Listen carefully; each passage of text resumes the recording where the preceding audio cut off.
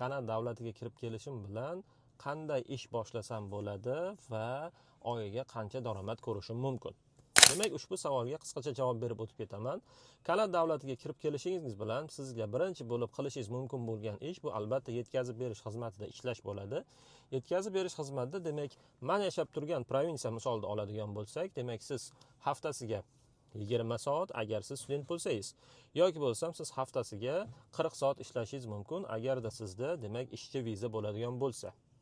Soatiga qancha pul topaman deganlariga, demak, Kanada davlatida aynan Ontario provinsiyasi yetkazib berish bilan shug'ullanuvchi insonlar hozirgi kunda, demak, taxminan kuniga 150-250 Kanada dollari ishlab topishmoqda. Bu albatta o'zingizga bog'liq. Kimdir ko'proq ishlasa ko'proq topadi, kimdir ozroq ishlasa ozroq topadi.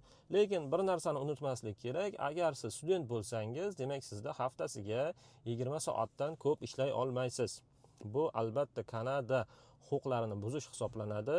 Agar 20 soatdan ko'p ishlaydigan bo'lsangiz, demak, sizda yoki qonunan jihatdan sizga jarima qo'llanilishi mumkin, yoki bo'lmasam o'qishdan chetlashtirishingiz mumkin.